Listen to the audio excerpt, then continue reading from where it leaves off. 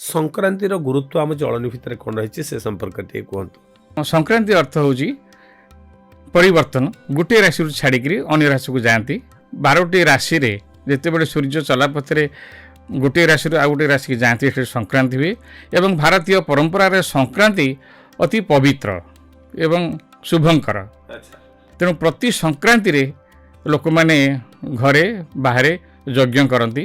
ମକର ସଂକ୍ରାନ୍ତିର ସବୁଠାରୁ ଗୁରୁତ୍ୱପୂର୍ଣ୍ଣ ଯେଉଁ ଭୋଗ ଲାଗେ ମକର ଚାଉଳ ଯଦି ପ୍ରଥମ ଉପାଦାନ ହୁଏ, ରାଶି ହେଉଛି ଦ୍ୱିତୀୟ ଉପାଦାନ। ଆଚ୍ଛା।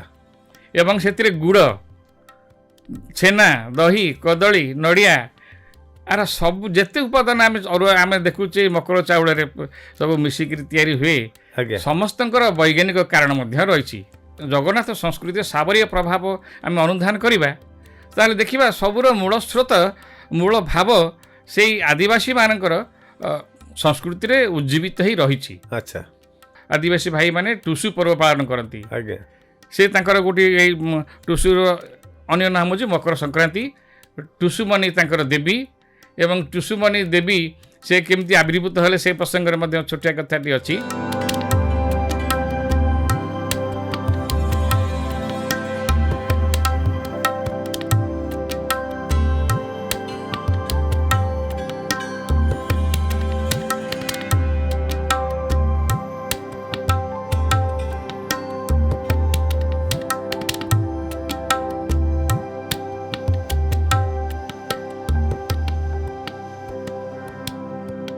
नमस्कार, आपण मैंने शुणुंट 90.4 शुआ रेडियो। आज हूँ वर्षर गोटे विशिष्ट संक्रांति मकर संक्रांति। मकर संक्रांतिर अनेक अनेक हार्दिक अभिनंदन, शुभेच्छा, शुभकामना आमर अगणती श्रोता मानू आमर दर्शक मानू।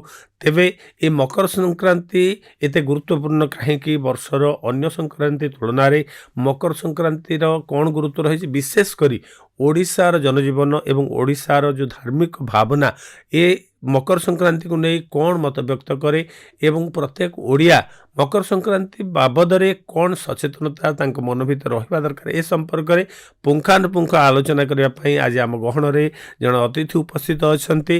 आसतु तांको स्वागत करवा। से होउचंती डॉक्टर शरद चंद्र परिड़ा। वृत्ति रे जड़े उपाध्यक्ष भाव में से अवसर ग्रहण करचंती। संस्कृति विशेषज्ञ भाव में दीर्घ वर्ष धरी से संस्कृति क्षेत्र में गवेषणा जारी रखिचंती। आसतु स्वागत करवा डॉक्टर शरद चंद्र परिड़ा को। नमस्कार। नमस्कार। 90.4 शुआ रेडियो परिवार को आपको मु स्वागत करुच्ची। आज मकर संक्रांति इस संक्रांतिर गुरुत्व बुझा पर ही मकर संक्रांति को बुझा हुए तो सहज लगे। तेणु आमर श्रोता मानू आमर दर्शक मानू आपण प्रथमे संक्रांतिर गुरुत्व आम जलनी भितर कौन रही से संपर्क टे कहतु। आमर सूर्यंकर चलापथ को एक क्रांति वृत्त रूप में कल्पना करा जायछि। आज्ञा से क्रांति वृत्त 12 भाग में विभक्त। आम जहाँ कहे 12 मास एवं प्रति भाग को राशि रूप में सूचित करा जाय थाए। अच्छा। जितेबले सूर्य गोटे राशि अन्य राशि को गमन करती सेतेबले संक्रांति हुए।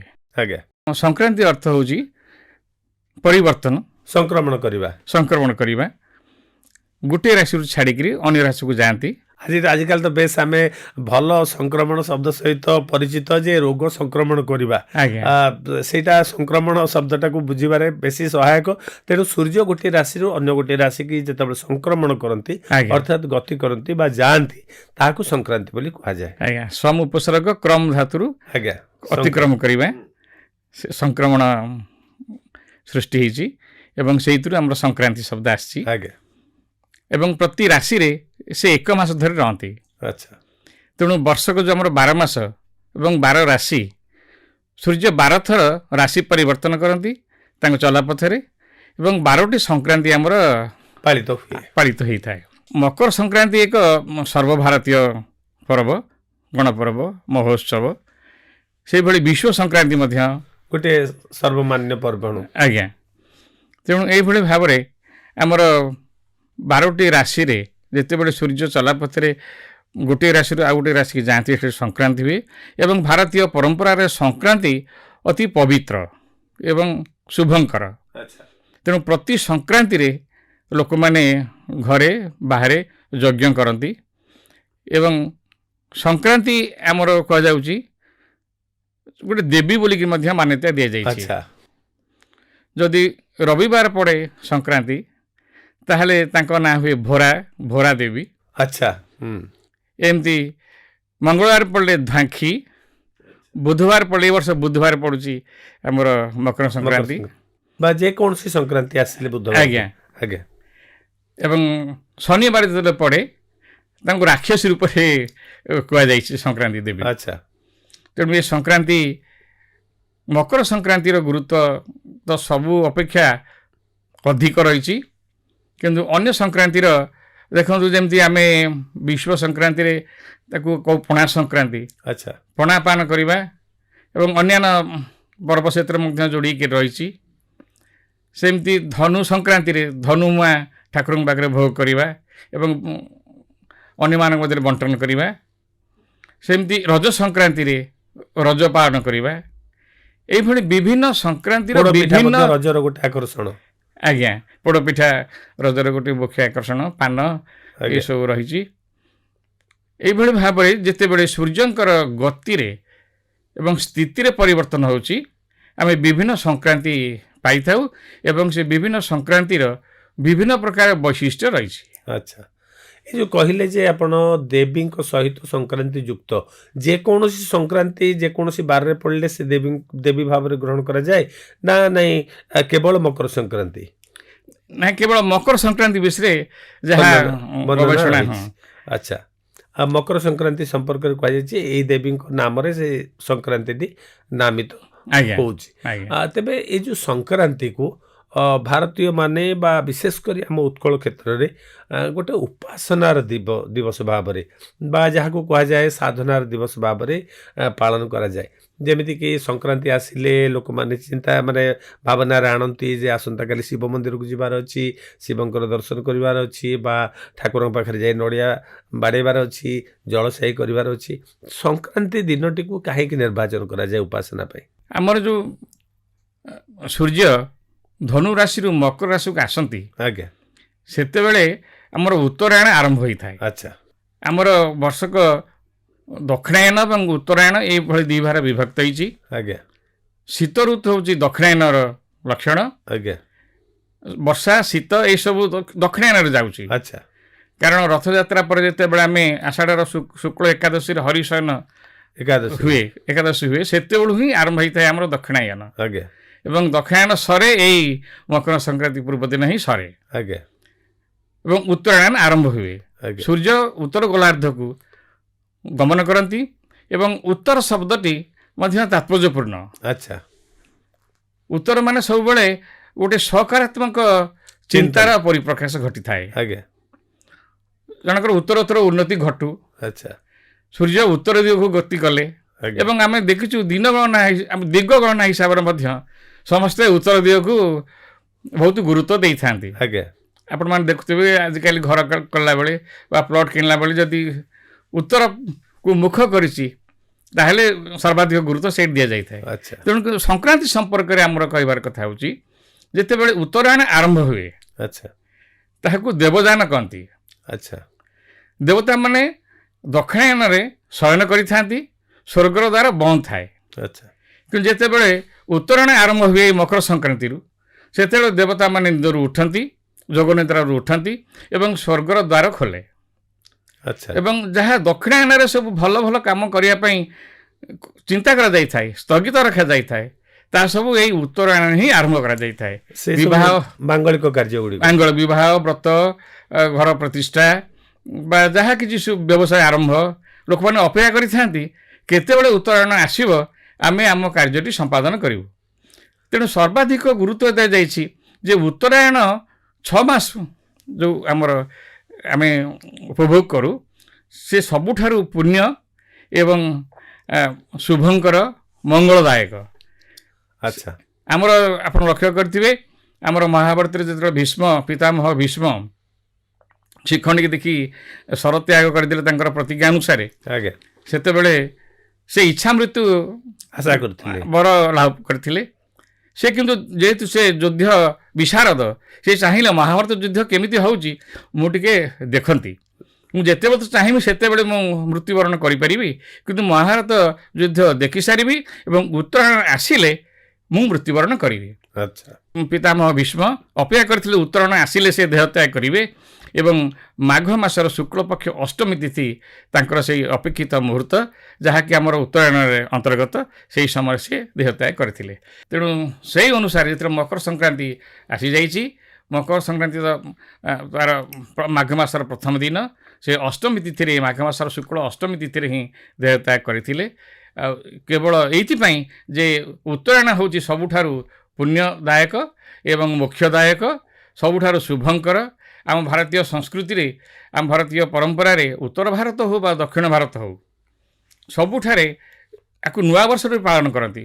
ମକର ସଂକ୍ରାନ୍ତି ନୂଆବର୍ଷ ରୂପେ ପାଳନ କରନ୍ତି ଏବଂ ନୂଆବର୍ଷ ରୂପେ ପାଳନ କରିବାର ବହୁତ କାରଣ ରହିଛି। ଆଚ୍ଛା କାରଣ ଆମେ ଦେଖୁଛୁ ଶୀତ ଦିନେ ଆମେ କେତେ କଷ୍ଟ ପାଉଛୁ ଏବଂ ଆମର ଆଳସ୍ୟ ବଢ଼ିଯାଉଛି, ଆମେ କର୍ମଚଞ୍ଚଳ ହେଇପାରୁନୁ।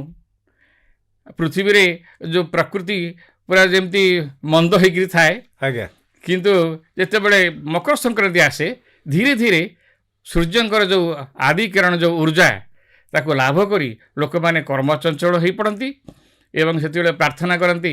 ଆମର ଯେଉଁ ଗାୟତ୍ରୀ ମନ୍ତ୍ର ଅଛି, ଓଂ ଭୂର୍ଭୁବସ୍ୱଃ ତତ୍ସବିତୃବରେଣ୍ୟଂ ଭର୍ଗୋ ଦେବସ୍ୟ ଧୀମହି ଧିୟୋ ୟୋ ନଃ ପ୍ରଚୋଦୟାତ୍। ଆର ତ ଅନେକ ପ୍ରକାର ବ୍ୟାଖ୍ୟା ଅଛି, କିନ୍ତୁ ସାଧାରଣ ଭାବରେ ଆମର ଯେଉଁ ଚର୍ଚ୍ଚା ସମ୍ପର୍କିତ କଥାଟି ହେଉଛି ଭୂ ଭୁବ ସ୍ୱଃ। ଭୂ ହେଲା ଶରୀର, ଭୁବ ହେଲା ମନ, ସ୍ୱ ହେଉଛି ଆମର ବୁଦ୍ଧି।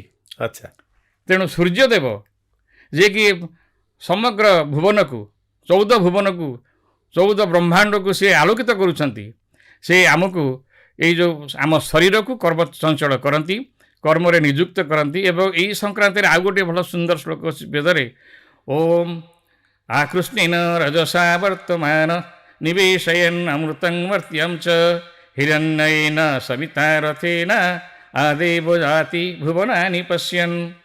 ସୂର୍ଯ୍ୟଦେବ ସମସ୍ତ ଭୁବନକୁ ଦେଖି ଅନ୍ଧକାର ମାର୍ଗରେ ଗମନ କରୁଛନ୍ତି, ଅର୍ଥାତ୍ ଅନ୍ଧକାରକୁ ହଟେଇ ଉଜ୍ଜଳ ଆଲୋକ ପ୍ରଦାନ କରି ଗମନ କରୁଛନ୍ତି। ଏବଂ ସେ ଅବସରରେ ସେ କ'ଣ କରୁଛନ୍ତି ନା ଚେତନଶୀଳ ଦେବତା ଏବଂ ମରଣଶୀଳ ମାନବ ଏ ସମସ୍ତଙ୍କୁ ସେ କର୍ମ ତତ୍ପର କରୁଛନ୍ତି। ଆଚ୍ଛା ତେଣୁ ଏ ଶରୀର ସୂର୍ଯ୍ୟଙ୍କର ପ୍ରେରଣାରେ ହିଁ ଚାଲିଛି ଏବଂ ବୁଦ୍ଧି, ମନ ଏବଂ ବୁଦ୍ଧି ସେ ମଧ୍ୟ ଧିୟୋ ୟୋ ନଃ ପ୍ରଚୋଦୟାତ୍। ଆମେ କହୁଛେ ଆମ ବୁଦ୍ଧିକୁ ଉତ୍ତମ ଚିନ୍ତନରେ ଆପଣ ପ୍ରଚୋଦିତ କରନ୍ତୁ, ଅନୁପ୍ରେରିତ କରନ୍ତୁ। ତେଣୁ ଶରୀରକୁ କର୍ମଚଞ୍ଚଳ କରିବା ସହିତ ଆମ ମନରେ ଉତ୍ତମ ଭାବନା ଏବଂ ବୁଦ୍ଧିକୁ ଆମର ସେ ଉଜ୍ଜଳ କରନ୍ତି ସୂର୍ଯ୍ୟଦେବ। ହଁ ଏଇ ଯେଉଁ କଥା କହିଲେ ଆପଣ ଯେ ମକର ସଂକ୍ରାନ୍ତି ବହୁତ ଗୁରୁତ୍ୱପୂର୍ଣ୍ଣ ଏବଂ ସୂର୍ଯ୍ୟଙ୍କର ଉତ୍ତରାୟଣର ସମୟ ଆମେ ଲକ୍ଷ୍ୟ କରୁଛେ। ବର୍ଷର 2ଟା ସଂକ୍ରାନ୍ତି, ହୁଏତ ସବୁ ସଂକ୍ରାନ୍ତିରେ ସୂର୍ଯ୍ୟଙ୍କର ପ୍ରଭାବ ରହିଛି, କିନ୍ତୁ 2ଟା ସଂକ୍ରାନ୍ତି, ଗୋଟିଏ ହେଉଛି ମହାବିଷୁବ ସଂକ୍ରାନ୍ତି ଏବଂ ମକର ସଂକ୍ରାନ୍ତି। ଏ 2 ଦିନରେ ସୂର୍ଯ୍ୟଙ୍କର ବିଶେଷ ଉପାସନା କରାଯାଇଥାଏ। ଆଜ୍ଞା, ଏହାର କାରଣ କ'ଣ ଏବଂ ଏହା କେବଳ ଉତ୍କଳରେ ନା ସମଗ୍ର ଭାରତବର୍ଷରେ ହେଇଥାଏ? ଉତ୍କଳରେ ଆମର ମକର ସଂକ୍ରାନ୍ତି ଯେଉଁ ପାଳନ କରାଯାଉଛି, ଦକ୍ଷିଣ ଭାରତ ଏବଂ ଉତ୍ତର ଭାରତରେ ତାଠୁ ଅଧିକ ଆଗ୍ରହ, ଅଧିକ ଉଦ୍ଦୀପନା, ଅଧିକ ଉତ୍ସାହ ସହିତ ପାଳନ କରାଯାଉଛି। ଆଚ୍ଛା ଏବଂ ତାଙ୍କର ପାଳନ ବିଧି ବହୁତ ବହୁରୂପୀ ଏବଂ ଯୁକ୍ତିଯୁକ୍ତ ମଧ୍ୟ। ଆଚ୍ଛା ଦକ୍ଷିଣ ଭାରତରେ ଆମର ଆନ୍ଧ୍ର, କେରଳ, ତାମିଲନାଡ଼ୁରେ ପୋଙ୍ଗଲ ରୂପେ ପାଳନ କରନ୍ତି। ଆଚ୍ଛା ତାକୁ 4 ଦିନ ଧରି ପାଳନ କରନ୍ତି। 4 ଦିନ ଧରି? 4 ଦିନ ଧରି। ପ୍ରଥମ ଦିନ ହେଉଛି ଭୋଗୀ ପୋଙ୍ଗଲ। ଆଚ୍ଛା ଭୋଗୀ ପୋଙ୍ଗଲ ମାନେ ଆମେ ଯେମିତି ଅଗିରା ପୁନେଇରେ ଅଗି ଜାଳିକିରି ଶୀତ ଜଳିଲା, ଶୀତ ଟଳିଲା ଯେଉଁ କଥା ଆମେ ଓଡ଼ିଆରେ କହୁ, ଠିକ୍ ସେଇଭଳି ଉତ୍ତର ଭାରତ, ଦକ୍ଷିଣ ଭାରତରେ ମଧ୍ୟ ଏଇ ମକର ସଂକ୍ରାନ୍ତି ଅବସରରେ ସେମାନେ ଅଗି ଜାଳିଥାନ୍ତି। ଏଇ ଯେଉଁ ଶୀତ ଟଳିଲା, ଅଗି ଜଳିଲା, ଏ କଥା ଆପଣ କହୁଛନ୍ତି ଯେ ଅଗିର ଦିନ ଯେତେବେଳେ ନିଆଁ ଲାଗେ ଶୀତକୁ ଭଗେଇ ଦିଆଯାଏ ବା ଶୀତ ଡରିକିରି ପଳେଇଯାଏ, ସେମିତି କୁହାଯାଏ ଯେ ମକରରୁ ବକର ହବ। ଆଜ୍ଞା, ହଁ, ଭଲ କଥାଟି ଆପଣ ଉଠେଇଲେ। ଆଉ ମକରରୁ ଦିନ ବକର ହୁଏ। ଆଜ୍ଞା ବକର ମାନେ ଦିନ ଧୀରେ ଧୀରେ ବଢ଼େ।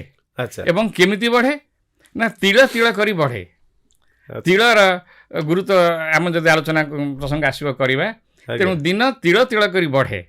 ନିଶ୍ଚିତ ଭାବେ ତିଳ ତିଳ ଶବ୍ଦର ଅର୍ଥ କ'ଣ ତିଳ ଶବ୍ଦ କାହିଁ ବ୍ୟବହାର ହେଇଛି ଆଜ୍ଞା ତିଳ କହିଲେ ତ ଆମେ ରାଶି ବୋଲି ବୁଝୁ ଆଜ୍ଞା ହଁ ସେଇ ରାଶି ଆଜ୍ଞା ମକର ସଂକ୍ରାନ୍ତିର ସବୁଠାରୁ ଗୁରୁତ୍ୱପୂର୍ଣ୍ଣ ଯେଉଁ ଭୋଗ ଲାଗେ ମକର ଚାଉଳ ଯଦି ପ୍ରଥମ ଉପାଦାନ ହୁଏ ରାଶି ହେଉଛି ଦ୍ୱିତୀୟ ଉପାଦାନ ଆଚ୍ଛା ଏବଂ ସେଥିରେ ଗୁଡ଼ ଛେନା ଦହି କଦଳୀ ନଡ଼ିଆ ଆର ସବୁ ଯେତେ ଉପାଦାନ ଆମେ ଦେଖୁଛେ ମକର ଚାଉଳରେ ସବୁ ମିଶିକିରି ତିଆରି ହୁଏ ଆଜ୍ଞା ସମସ୍ତଙ୍କର ବୈଜ୍ଞାନିକ କାରଣ ମଧ୍ୟ ରହିଛି ଆଚ୍ଛା ତେଣୁ ଯେଉଁ ଦିନ ହୁଏ ମକର ଯେଉଁ କଥାଟି କହିଲେ ସେଇ ପ୍ରସଙ୍ଗର ହେଉଛି ଯେ ଶୀତ ଦିନେ ଦିନ ଛୋଟ ହୋଇଥାଏ ରାତି ବଡ଼ ହୋଇଥାଏ କିନ୍ତୁ ଉତ୍ତରାୟଣ ଆସିଲେ ରାତି ଛୋଟ ହେବାକୁ ଆରମ୍ଭ କରେ ଏବଂ ଦିନ ବଢ଼ିବାକୁ ଲାଗେ ଆଚ୍ଛା ଏବଂ ତିଳ ତିଳ କରି ବଢ଼େ ତିଳ ମାନେ ଅଳ୍ପ ଅଳ୍ପ କରି ବଢ଼େ ଆଚ୍ଛା ଏ ଯେଉଁ ମକର ସଂକ୍ରାନ୍ତିର ଆଉ ଗୋଟେ ନାଁ ହେଉଛି ତିଳ ସଂକ୍ରାନ୍ତି ଆଚ୍ଛା କାହିଁକି ତିଳର ବହୁଳ ବ୍ୟବହାର ହେଇଥାଏ ଆଚ୍ଛା ତିଳର ବୈଜ୍ଞାନିକ କାରଣ ବହୁତ ରହିଛି ଗୋଟେ ତୈଳ ତିଳରୁ ଆଜ୍ଞା। ତୈଳ ହୁଏ ଆଜ୍ଞା ଆମେ ଜାଣିଛେ ତେଣୁ ଶୀତ ଦିନେ ଯେଉଁ ଆଣ୍ଠୁଗଣ୍ଠି ସବୁ ଯନ୍ତ୍ରଣା ହୁଏ ରାଶି ଖାଇଲେ ରାଶି ବ୍ୟବହାର କରିବା ଦ୍ୱାରା ସେ ଆଣ୍ଠୁଗଣ୍ଠି ଜନିତ ଯନ୍ତ୍ରଣା ଦୂର ହୋଇଥାଏ ଦୂରୀଭୂତ ହେଇଥାଏ ଆଉ ଚର୍ମ ରୋଗ ଚର୍ମ ସଂକ୍ରମଣ ଏବଂ ଚର୍ମ ଶୁଖିଲା ହେଇଯାଏ ଶୀତ ଦିନେ ଆଜ୍ଞା କିନ୍ତୁ ରାଶି ଖାଇଲେ ସେ ଚର୍ମ ରୋଗ ମଧ୍ୟ ହୁଏ ନାହିଁ ଆଚ୍ଛା ତେଣୁ ଏଇଭଳି ତିଳକୁ ଲୋକ ଖାଆନ୍ତି ତିଳକୁ ଲଗାନ୍ତି ତିଳକୁ ପାଣିରେ ପକାଇ ପିଅନ୍ତି ତିଳରେ ଲଡ଼ୁ କରିକି ଠାକୁର ମାଙ୍କରେ ଭୋଗ କରନ୍ତି ସୂର୍ଯ୍ୟଦେବ ହୁଅନ୍ତୁ ଆଉ ଶିବ ହୁଅନ୍ତୁ ବା ଦେବୀ ହୁଅନ୍ତୁ ଏବଂ ସେଇ ପ୍ରସାଦକୁ ଆମର ପାଖ ପଡ଼ୋଶୀ ଅନ୍ୟ ଭକ୍ତ ଏବଂ ବନ୍ଧୁବାନ୍ଧବଙ୍କ ଭିତରେ ମଧ୍ୟ ବଣ୍ଟନ କରିଥାନ୍ତି ତିଳକୁ ନେଇକରି ଯଦି ଆମେ ଆଲୋଚନା କରିବା ତାହେଲେ ତିଳ ମଧ୍ୟ ଯେତେବେଳେ ଆମେ ତର୍ପଣ କରିଥାଏ ଆଜ୍ଞା ତିଳକୁ ମଧ୍ୟ ବ୍ୟବହାର କରୁ। ପିତୃପୁରୁଷଙ୍କର ଯେଉଁ ପିଣ୍ଡଦାନ ଆମେ କରୁ ସେଥିରେ ତିଳର ମଧ୍ୟ ଗୁରୁତ୍ୱପୂର୍ଣ୍ଣ ସ୍ଥାନ ଅଛି ଆଜ୍ଞା ଏବଂ କାହିଁକି ତିଳର ଏତେ ଗୁରୁତ୍ୱ କୁହାଯାଉଛି ପୁରାଣରେ ଯେ ତିଳ ହେଉଛି ଭଗବାନ ବିଷ୍ଣୁଙ୍କର ଦେହରୁ ଜାତ ହେଇଛି ଆଚ୍ଛା ଏବଂ ଏ ତିଳ ଦେବତା ଏବଂ ପିତୃପୁରୁଷର ଭାରି ପ୍ରିୟ ଆଚ୍ଛା ସେଇଥିପାଇଁ ଆମେ ବିଭିନ୍ନ ଯେଉଁ ପର୍ବପର୍ବାଣୀରେ ଆଉ ପିଣ୍ଡ ଭୋଗରେ ତିଳର ବହୁଳ ବ୍ୟବହାର କରିଥାଉ ଯେମିତି ଅନେକ ଗୁଡ଼ିଏ ବୈଜ୍ଞାନିକ କାରଣ ହଉ ବା ମାନବ ସମ୍ମତ ବା ମଣିଷର ଗ୍ରାହ୍ୟ କାରଣ ଗ୍ରହଣ କରିବା ପାଇଁ ଯେଉଁ ଯୁକ୍ତି ଆପଣ ଆଜି ଉପସ୍ଥାପନ କଲେ ସେମିତି ଗୋଟେ ଜିନିଷ ଦେଖାଯାଏ ଯେ ଅନ୍ୟ ଦିନମାନଙ୍କରେ ଚାଉଳକୁ ସିଝେଇକରି ଭାତ କରାଯାଏ ଆଜ୍ଞା ତାପରେ ଖିଆଯାଏ କାହିଁକି ନା ତାହା ସହଜ ହଜମ ହଜମ ହେଇପାରିବ ଆଜ୍ଞା କିନ୍ତୁ ଏ ମକର ସଂକ୍ରାନ୍ତି ହେଉଛି ତା ଭିତରେ ଗୋଟେ ବ୍ୟତିକ୍ରମ ଆଜ୍ଞା ବର୍ଷର ଯେତେ ପର୍ବପର୍ବାଣି ରହିଛି କେତେବେଳେ ଚାଉଳକୁ ପିଠା କରାଯାଏ କେତେବେଳେ ଚାଉଳକୁ ସିଝେଇ ଖେଚେଡ଼ି କରାଯାଏ କେତେବେଳେ ଚାଉଳର ଚୁନାରେ କ'ଣ ଗୋଟେ ମୋଦକ ପ୍ରସ୍ତୁତ ହୁଏ ତାକୁ ପୁଣି ସିଝେଇ ଯାଇଥାଏ ବା ଲିଆ ତାକୁ ସିଦ୍ଧ କରାଯାଇ ପାକ କରାଯାଇଥାଏ ପାକ କରାଯାଇଥାଏ ସେ ପୋଡ଼ା ହଉ ଭଜା ହଉ ବା ତାକୁ ଇଏ କରିକି ହଉ ସିଝେଇକିରି ହଉ ଆଜ୍ଞା କିନ୍ତୁ ମକର ସଂକ୍ରାନ୍ତିରେ ସିଧାସଳଖ ଭାବରେ କଞ୍ଚା ଚାଉଳ ଖିଆଯାଏ ସୁନ୍ଦର ପ୍ରଶ୍ନଟିଏ ଆମର ଶୀତ ଦିନେ ଆମେ ଅନୁଭବ କରୁଛୁ ଯେ ହଜମ ଶକ୍ତି ଆମର କମି ଯାଇଥାଏ ଆଚ୍ଛା ଲଘୁପାକ ଖାଦ୍ୟ ଆମେ ଖାଉ ଯଦି ଗୁରୁପାକ ଖାଦ୍ୟ ଆମେ ଖାଇଦେଉ ତାହେଲେ ସେ ସହଜରେ ହଜମ ହୁଏ ନାହିଁ ହଜମ କ୍ରିୟା ଶକ୍ତି କ୍ଷୀଣ ଥାଏ ଶୀତ ଦିନେ ଆଚ୍ଛା କିନ୍ତୁ ମକର ସଂକ୍ରାନ୍ତି ବେଳକୁ ଯେତେବେଳେ ସୂର୍ଯ୍ୟ ଉତ୍ତରାୟଣ ଦିଗକୁ ଆରମ୍ଭ କରନ୍ତି ଯାତ୍ରା ସେହି ସମୟରୁ ଆଉ ଏ କଷ୍ଟ ଭୋଗିବାକୁ ପଡ଼େନି ଆଚ୍ଛା ତା ପରଠାରୁ ଆମେ ଲଘୁପାକ ନ ଖାଇକିରି ଯଦି ଗୁରୁପାକ ଖାଦ୍ୟ ଖାଇବା ତାହେଲେ ଅସିଦ୍ଧ ଅରୁଆ ଚାଉଳ ଭଳି ଅନ୍ନ ମଧ୍ୟ ମାନେ ଆମର ହଜମ ହେଇପାରିବ ଆଚ୍ଛା ତାହା ଗୋଟେ ପ୍ରତୀକ ଗୋଟେ ପ୍ରତୀକାତ୍ମକ ସିମ୍ବଲିକ ଭାବରେ ଆଜ୍ଞା ଦର୍ଶାଇ ଦିଆଯାଇଛି ତେଣୁ ଏଣିକି ଆମେ ଗୁରୁପାକ ମଧ୍ୟ ଖାଇପାରିବା ଆଉ ହଜମ ଆମର ସହଜରେ ହେଇପାରିବ ଏ ମକର ଚାଉଳର ପ୍ରସ୍ତୁତି ଏ ସମ୍ପର୍କରେ ମଧ୍ୟ ଅନେକ ଲୋକ ଗୋଟେ ସନ୍ଧ୍ୟାନ ଥାଆନ୍ତି କେମିତି କରିବୁ ମକର ଚାଉଳ କେମିତି ତାହା ପ୍ରସ୍ତୁତ ହେବ ଏ ସମ୍ପର୍କରେ ବି ଟିକେ ସୂଚନା ଆଜ୍ଞା ଦିଅନ୍ତୁ। ଆଉ ମକର ଚାଉଳ ପ୍ରସ୍ତୁତ ଭାରି ସୁନ୍ଦର ଆଦିବାସୀ ମାନଙ୍କରେ ତ ଏକ ମାସ ଧରି ସେମାନେ ଆମର ଯେଉଁ ମୟୂରଭଞ୍ଜ କେଉଁଝର ଏସବୁ ଜିଲ୍ଲାମାନଙ୍କରେ ତାଙ୍କର ମାଘ ମାନେ ମାସଟା ଯାକ ସେମାନେ ମକର ପାଳନ କରନ୍ତି ଆଜ୍ଞା ଆଉ ତାଙ୍କର ଯେଉଁ ହାଟ ବାଟ ଆମର ଯେମିତି ରଜ କରୁଛେ ରଜ ହାଟ ଯେମିତି କହୁଛେ ରଜ ବିକ୍ରି ବଟା ସବୁ ହାଟ ରଜ ପୂର୍ବ ଦିନ ହାଟରେ ଜୋରସୋର ହେଇଥାଏ ସେମିତି ମକର ପୂର୍ବରୁ ତାଙ୍କର ମକର ହାଟ ମଧ୍ୟ ବସେ ଏବଂ ଲୋକମାନେ ବିଭିନ୍ନ ସାମଗ୍ରୀ ସବୁ କିଣି ଆଣିଥାନ୍ତି ଆଚ୍ଛା ଯେଉଁ ନୂଆ ଚାଉଳ ମକର ଚାଉଳର ମୂଳ ତାତ୍ପର୍ଯ୍ୟ ହେଲା ଉତ୍ତରାୟଣରେ ସୂର୍ଯ୍ୟଙ୍କୁ ଆମେ ନୂଆ କରି ଦେଖୁ ନୂଆ କରି ଆବିର୍ଭୂତ ହୁଅନ୍ତି ଏ ଦୁନିଆ ଏ ପ୍ରକୃତି ଆମକୁ ସବୁ ନୂଆ ନୂଆ ଲାଗେ ଆଚ୍ଛା ବସନ୍ତ ଋତୁର ମଧ୍ୟ ପ୍ରସ୍ତୁତି ଆରମ୍ଭ ହୋଇଯାଇଥାଏ ଆଚ୍ଛା ଏବଂ ଗଛରେ ପତ୍ର କଅଁଳିବା ଆରମ୍ଭ ହୁଏ ଫୁଲ ଫୁଟିବା ଆରମ୍ଭ ହୁଏ ତେଣୁ ବସନ୍ତ ଋତୁ ବା ପ୍ରକୃତିର ଏକ ସୁନ୍ଦର ପରିବର୍ତ୍ତନ ଏହି ଅବସରରେ ଆମେ ଆରମ୍ଭ ହେବାର ଦେଖିଥାଉ। ତେଣୁ ଆମର କହିବାର କଥା ହେଲା ଯେଉଁ ମକର ଚାଉଳ କେମିତି ପ୍ରସ୍ତୁତ ହୁଏ। ଲୋକମାନେ ଚାଉଳ ଭେଦେଇ ଦିଅନ୍ତି ତା ପୂର୍ବରୁ, ଆଚ୍ଛା ପୂର୍ବ ରାତିରେ ଭେଦେଇକିରି ପୂର୍ବ ରାତି ତା ପୂର୍ବରୁ ସେ ଭେଦେଇକିରି ତା ପୂର୍ବ ଦିନ ତାକୁ ଅଧା କୁଟା କରିଥାନ୍ତି ଚାଉଳକୁ, ଦରକୁଟା କରାଯାଏ। ଦରକୁଟା କରାଯାଏ। ଏବଂ ଦରକୁଟା ଚାଉଳରେ ଦରକୁଟା ନୂଆ ଚାଉଳ, ଏ ପୂର୍ବ ବର୍ଷର ଚାଉଳ ନୁହଁ। ନୂଆ ଚାଉଳ ଏଇ ବର୍ଷ ଯେଉଁ ଏଇଟା ହେଉଛି କୃଷି ଭିତ୍ତିକ ପର୍ବ। ଆଜ୍ଞା ଆମର ଯେଉଁ ମକର ସଂକ୍ରାନ୍ତି କୃଷି ଭିତ୍ତିକ ପର୍ବ ଏବଂ କୃଷକମାନେ ସୂର୍ଯ୍ୟଙ୍କ ଯୋଗୁଁ ଶସ୍ୟ ଉତ୍ପାଦନ କରିପାରିଛନ୍ତି, ଏଇ ଯେଉଁ କୃତଜ୍ଞତା ଭାବ ସେମାନଙ୍କର ଥାଏ, ସେଇ କୃତଜ୍ଞତା ଭାବ ନେଇ ସେମାନେ ସୂର୍ଯ୍ୟଙ୍କୁ ଏଇ ଅରୁଆ ଚାଉଳ ମାନେ ମକର ଚାଉଳ ଅର୍ପଣ କରନ୍ତି। ସେଥିରେ ସବୁ ନୂଆ ଜିନିଷ ଥାଏ। ଦେଖନ୍ତୁ ଆଖୁ ମଧ୍ୟ ଆମଦାନୀ ହୋଇଯାଇଥାଏ, ହାର୍ଭେଷ୍ଟିଂ ଆମର ଯେଉଁ ଆମଦାନୀ ହୋଇଯାଇଥାଏ ମକର ସଂକ୍ରାନ୍ତି ବେଳକୁ। ତେଣୁ ଆଖୁରେ ତିଆରି ନୂଆ ଗୁଡ଼, ନୂଆ ଚାଉଳ ଚୁନା ଏବଂ ଘିଅ, ଦହି, ଛେନା, ଏସବୁ ତିଳ, ଏ ନାନା ଜିନିଷ ମିଶାଇକରି ସେମାନେ ତାକୁ ପ୍ରସ୍ତୁତ କରନ୍ତି। ଅତି ସ୍ୱାଦିଷ୍ଟ ହୁଏ। ସେଥିରେ ଆହୁରି ଗୋଟିଏ ନୂଆ କଥା ଅଛି ଯେ ଯଦି ଆମେ ଖଜୁରୀ ସେଥିରେ ମିଶାଇଥାଉ, ଆମର ରୋମାନ ଏବଂ ଇହୁଦୀମାନେ ଖଜୁରୀ ବଣ୍ଟନ କରିଥାନ୍ତି ମକର ସଂକ୍ରାନ୍ତି ଅବସରରେ। ଆଚ୍ଛା କାରଣ ଖଜୁରୀର ଜୀବନୀ ଶକ୍ତି ଏତେ, ତାହା କହିଲେ ସରିବନି।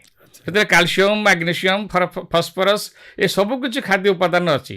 ତାକୁ ଖାଇଲେ ମଣିଷକୁ ଶକ୍ତି ମିଳେ, କ୍ଳାନ୍ତି ଦୂର ହୁଏ ଏବଂ ସେ କର୍ମଚଞ୍ଚଳ ହୁଏ ଏବଂ ଦକ୍ଷ ହୁଏ। ଆଚ୍ଛା ତେଣୁ ଏ ମକର ଚାଉଳରେ ଯଦି ଆମେ ଖଜୁରୀ ମିଶାଇ ଦେଉ, ତାର ଆହୁରି ତା ସ୍ୱାଦିଷ୍ଟ ହୁଏ, ଗୁରୁତ୍ୱ ବଢ଼ିଯାଏ। ଗୁରୁତ୍ୱ ତାର ବଢ଼ି ଯାଇଥାଏ। ନିଶ୍ଚିତ ଭାବରେ। ତେବେ ମକର ସଂକ୍ରାନ୍ତି କେବଳ ଗୋଟେ ପଦାର୍ଥ ବା ଗୋଟେ ସୁମିଷ୍ଟ ପଦାର୍ଥ ମକରକୁ ନେଇ, ନା ଓଡ଼ିଶାର ବିଭିନ୍ନ ସ୍ଥାନରେ ଭିନ୍ନ ଭିନ୍ନ ଢଙ୍ଗରେ ମକର ସଂକ୍ରାନ୍ତି ପାଳନ କରିବାର ଗୋଟେ ଦୃଷ୍ଟାନ୍ତ ମିଳିଥାଏ। ଆଜ୍ଞା, ଆମେ ସାଧାରଣ ଭାବରେ ଦେଖୁ ଯେ ମକର ସଂକ୍ରାନ୍ତି ଆମର ଘର ପାଖରେ ବଟେଶ୍ୱର ଭଗବତୀ ଦେବୀ ଥାଆନ୍ତି। ଆଚ୍ଛା ସେଠି ଆମେ ପିଲାବେଳେ ସେଠି ଚିତ୍ରତଳା ନଈରେ ଗାଧେଇ ଦେବୀଙ୍କୁ ଦର୍ଶନ କରି ସେଠି ଯେଉଁ ମେଳା ହୁଏ ସେଠି ଆମେ ଭାଗ ନେଉ ଏବଂ ଦେଖୁ ସବୁ କ'ଣ କ'ଣ ସବୁ ହେଉଛି। ଆଚ୍ଛା ତେଣୁ ଦେବଦେବୀ ଦର୍ଶନ ଆମେ ସେଦିନ କରୁ। ସୂର୍ଯ୍ୟଙ୍କ ପାଇଁ ହୋମ, ଯଜ୍ଞ, ପୂଜା ଏସବୁ କରାଯାଏ। ମକର ବୁଡ଼ ମଧ୍ୟ ପକାଯାଏ। ଆମେ ଯେଉଁ ବିଭିନ୍ନ ତୀର୍ଥସ୍ଥାନମାନଙ୍କରେ ସେଇଦିନ, ଏଇ ମକର ସଂକ୍ରାନ୍ତି ଦିନ ଯେଉଁ ସ୍ନାନ କରନ୍ତି ତାଙ୍କୁ ମକର ବୁଡ଼, ଏଇଟା ଆଦିବାସୀମାନଙ୍କର ବେଶୀ ଦେଖାଯାଏ। ଏବଂ ଗଙ୍ଗାସାଗର ମେଳା ମଧ୍ୟ ଯେଉଁ ହୁଏ, ଗଙ୍ଗା ଯେଉଁଠି ସମୁଦ୍ର ସହିତ ମିଶିଛି, ଆମର କପିଳ ମୁନିଙ୍କ ଆଶ୍ରମ ପାଖରେ ସେଠି ମଧ୍ୟ ହୁଏ। କପିଳ ମୁନିଙ୍କର ଯେଉଁ ପ୍ରସଙ୍ଗ, ସଗରଙ୍କର 60,000 ଯେଉଁ ପୁତ୍ର, ସେମାନେ କପିଳ ମୁନିଙ୍କର ଯେଉଁ ଅଭିଶାପରେ ଧ୍ୱଂସ ହୋଇଯାଇଥିଲେ, ତାଙ୍କ ବଂଶର ଭଗୀରଥ ସେ ତପସ୍ୟା କରି ଗଙ୍ଗାଙ୍କୁ ଆଣିଥିଲେ ଏବଂ ଗଙ୍ଗା ତାଙ୍କର ବଂଶଧରମାନଙ୍କୁ ଉଦ୍ଧାର କରିଥିଲେ ଏବଂ ସେହି ସମୁଦ୍ରରେ ସେଇ ଗଙ୍ଗାସାଗର ସ୍ଥାନରେ ହିଁ ସାଗର ସହିତ ଗଙ୍ଗା ମିଶି ଯାଇଥିବାରୁ ସେ ଜାଗା ନାଁ ହେଉଛି ଗଙ୍ଗାସାଗର। ଏବଂ ଆମର ଏଇ ମକର ସଂକ୍ରାନ୍ତି ଅବସରରେ ସେଇଠି ବଡ଼ ଧରଣର ଭାରତର ମେଳା ହୋଇଥାଏ ଏବଂ ଲୋକମାନେ ଯାଆନ୍ତି ସୂର୍ଯ୍ୟଙ୍କୁ ପୂଜା କରିବା ସହିତ ପିତୃତର୍ପଣ ମଧ୍ୟ କରିଥାନ୍ତି। ନିଶ୍ଚିତ ଭାବରେ ମକର ସଂକ୍ରାନ୍ତିରେ ପିତୃତର୍ପଣ କରିବା, ସଂକ୍ରାନ୍ତି ଗୋଟେ ଦିବସ ଯେଉଁଥିରେ ଅନ୍ୟ ଲୋକରେ ରହୁଥିବା ଯେଉଁ ପିତୃପିତାମହ ହୁଅନ୍ତୁ, ଦେବଲୋକରେ ରହୁଥିବା ଦେବତାମାନେ ହୁଅନ୍ତୁ, ଋଷି ଲୋକରେ ରହୁଥିବା ଋଷିମାନଙ୍କୁ ହୁଅନ୍ତୁ, ବର୍ଷର ବିଭିନ୍ନ ସଂକ୍ରାନ୍ତିରେ ତର୍ପଣ କରାଯାଏ। କିନ୍ତୁ ବିଶେଷ ଗୁରୁତ୍ୱ ହେଉଛି ମକର ସଂକ୍ରାନ୍ତିରେ ମକର ବୁଡ଼ ପକେଇକିରି ତାଙ୍କୁ ତର୍ପଣ କରିବା। ତେଣୁ ପୁଣ୍ୟତୋୟା ନଦୀ ତୀରମାନଙ୍କରେ ଯେଉଁଠି ସବୁ ସମ୍ମିଳନୀ ହେଇଥାଏ, ଯେମିତିକି ଆମର ଗୋଟେ ରହିଛି ଯେ ଆମର ଏଇ ମହାନଦୀର ଗୋଟେ ଉପନଦୀ ନିକଟରେ ମଧ୍ୟ ମକର ସଂକ୍ରାନ୍ତି ମକର ବୁଡ଼ ଅନୁଷ୍ଠିତ ହୁଏ। ଏହାର ଗୁରୁତ୍ୱ କ'ଣ? କାହିଁକି ଲୋକମାନେ ଗାଧେଇବାକୁ ଯାଆନ୍ତି ନଈକୁ?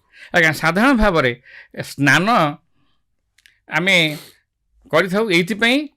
ସାଧାରଣତଃ ଦୈନିକ ସ୍ନାନ ଆମେ କରୁ, କିନ୍ତୁ ଯଦି ପୂଜା ପାର୍ବଣ ଆଉ କିଛି ଜପ ହୋମ ଏଇସବୁ କରିବାର ଥାଏ, ତାହେଲେ ଆମେ ପ୍ରଥମ ଆବଶ୍ୟକତା ହେଉଛି ସ୍ନାନ କରିବା। କାରଣ ସ୍ନାନ ସହିତ ପବିତ୍ର ଭାବନା ଜଡ଼ିତ ହେଇକିରି ଅଛି। ଆମେ ସ୍ନାନ କଲେ ଶୁଦ୍ଧ ହେଇଯାଉ, ପବିତ୍ର ହେଇଯାଉ।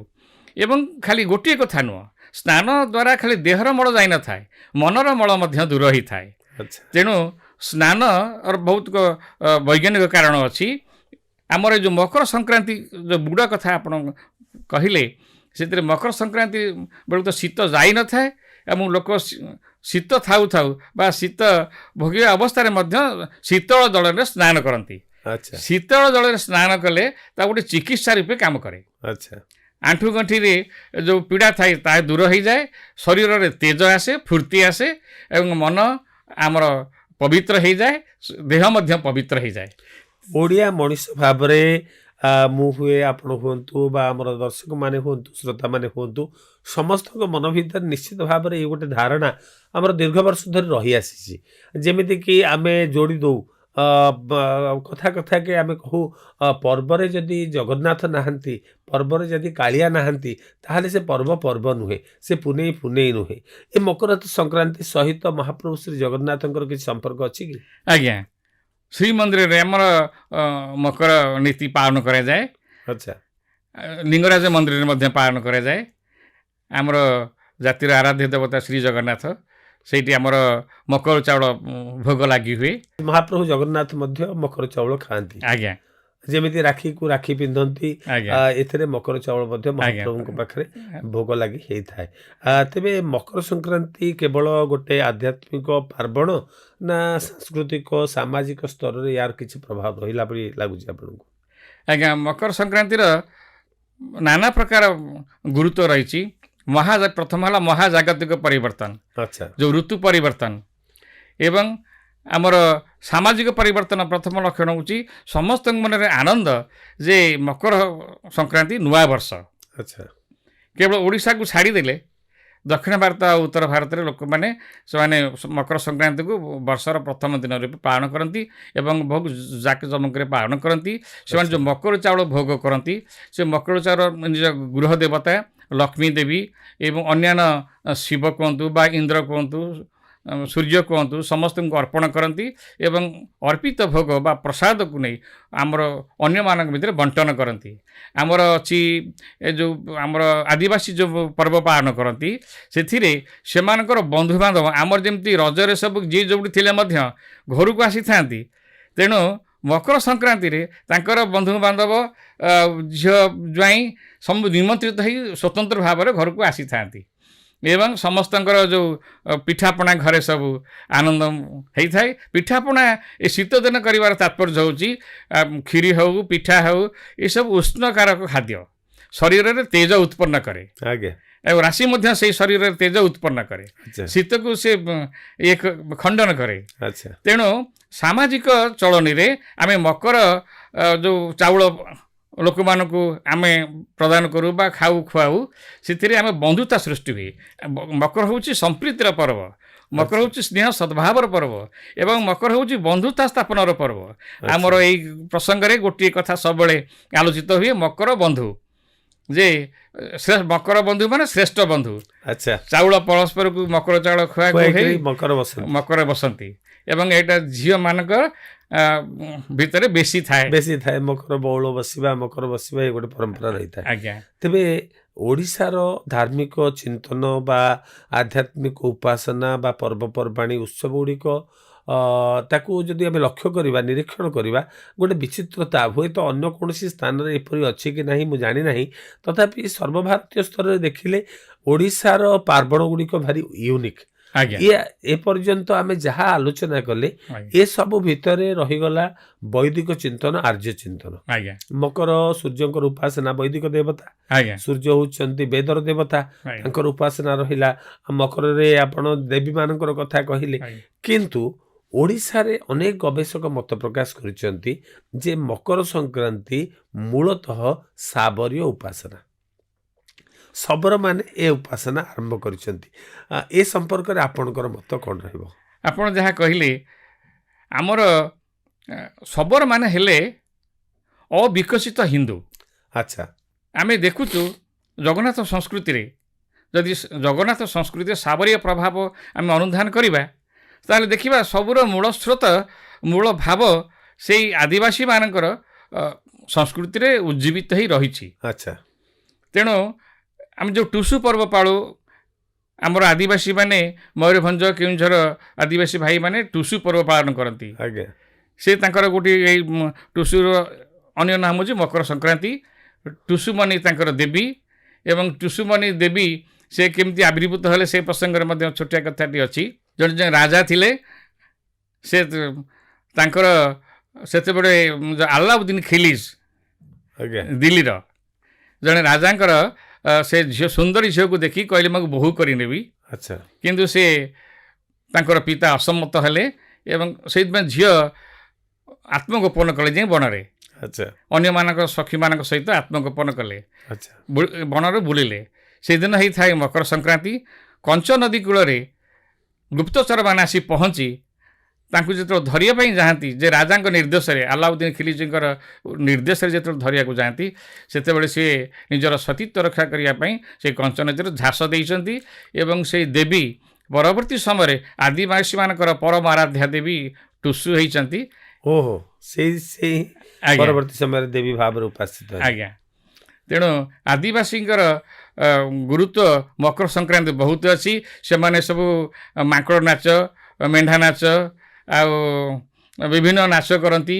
ସେମାନେ ନୂଆ ବସ୍ତ୍ର ପିନ୍ଧନ୍ତି ଏବଂ ସେମାନେ ଯେଉଁ ମକର ବୁଡ଼, ସେମାନଙ୍କର ମକର ବୁଡ଼ ଆମଠାରୁ ଟିକେ ଅଲଗା। ସେମାନେ ଯେଉଁ ନଈକି ଆସନ୍ତି, ଯେଉଁ ତୀର୍ଥକୁ ଆସନ୍ତି ସ୍ନାନ କରିବା ମକର ବୁଡ଼ ପକାଇବା ପାଇଁ, ତା'ର କିଛି ଦିନ ପୂର୍ବରୁ ସେ ଘରକୁ ଫେରିବା ବାଟରେ ସବୁ ଡାଳ କାଟିକିରି ପୋତି ଦେଇଥାନ୍ତି। ଆଚ୍ଛା ଯେତେବେଳେ ମକର ସଂକ୍ରାନ୍ତି ଆସେ ସେ ଡାଳ ସବୁ ଶୁଖି ଯାଇଥାଏ। ଆଚ୍ଛା ଏମାନେ ନଦୀରେ ସ୍ନାନ କରି ବୁଡ଼ ପକାଇ ଶୀତରେ ଥରି ଯାଉଥାନ୍ତି।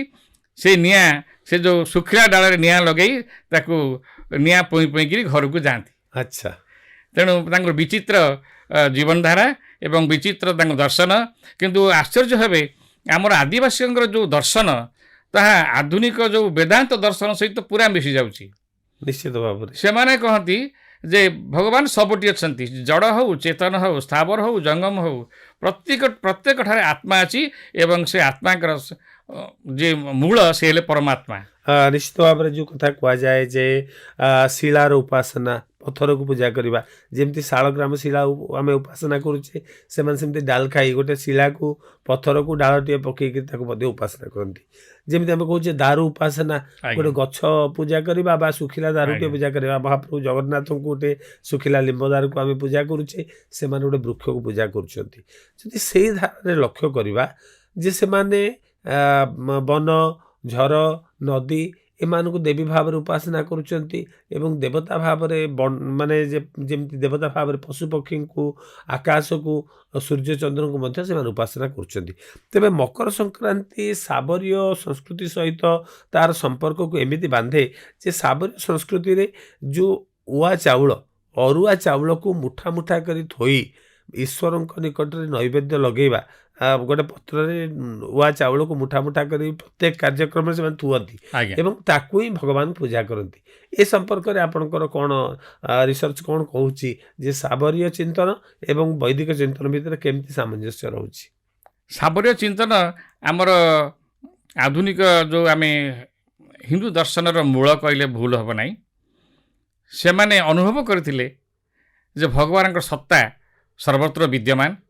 ଯେଉଁ ଆପଣ ଯେଉଁ ଅରୁଆ ଚାଉଳ କହିଲେ, ଅରୁଆ ଚାଉଳ ଗୋଟେ ନାମ ହେଉଛି ଅକ୍ଷତ। ଆଜ୍ଞା। ତେଣୁ ଭଗବାନଙ୍କ ପାଖରେ ସେମାନେ ପ୍ରାର୍ଥନା କରନ୍ତି ଆମର ସବୁ ଅକ୍ଷତ ହେଇକି ରହୁ। ଆଚ୍ଛା। ଆମେ ଯାହା ଆମର ଜୀବନ ପୂର୍ଣ୍ଣାଙ୍ଗ ହେଉ, ଆମର ଦୈନନ୍ଦିନ କାର୍ଯ୍ୟଧାରା ପୂର୍ଣ୍ଣାଙ୍ଗ ହେଉ, ଆଚ୍ଛା ଆମେ ସଫଳତା ପାଉ। ଆଉ ଗୋଟେ ବିଶେଷ ଗୁରୁତ୍ୱପୂର୍ଣ୍ଣ କଥା, ଏ ଯେଉଁ ମାଘ ମାସର ଅଧିପତି ହେଲେ ବୃହସ୍ପତି। ଆଚ୍ଛା। ବୃହସ୍ପତି ଏବଂ ସୂର୍ଯ୍ୟଙ୍କର ମିଳନ ହେତୁ ଜଳରେ ଆମର ଅମୃତ ପ୍ରଭାବ ସୃଷ୍ଟି ହୋଇଥାଏ ଏବଂ ଯେଉଁ କୁମ୍ଭମେଳା ଆମର ଗତ ବର୍ଷ ଗଲା, କୋଟି କୋଟି ଲୋକ କୁମ୍ଭମେଳା ସ୍ନାନ କଲେ। ଭାରତର 4ଟି ସ୍ଥାନରେ ହିଁ କୁମ୍ଭମେଳା ହେଇଥାଏ।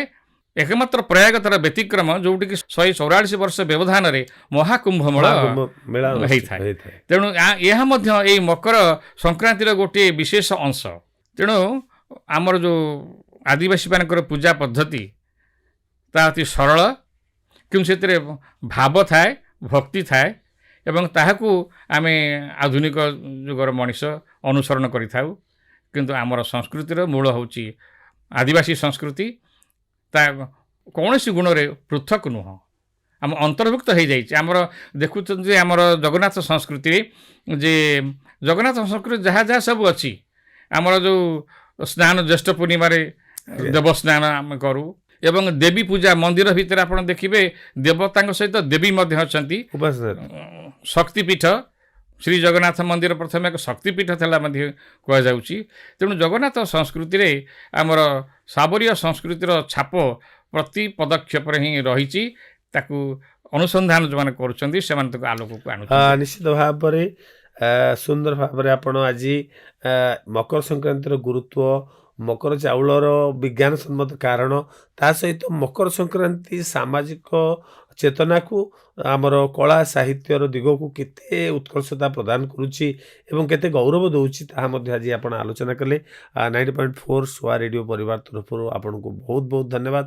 ଆଜିର ଆଲୋଚନାକୁ ଏଇଠି ରଖିବା, ବିଦାୟ ଦିଅନ୍ତୁ, ନମସ୍କାର। ନମସ୍କାର। ଆପଣ ଶୁଣୁଛନ୍ତି 90.4 ସୁଆ ରେଡ଼ିଓ।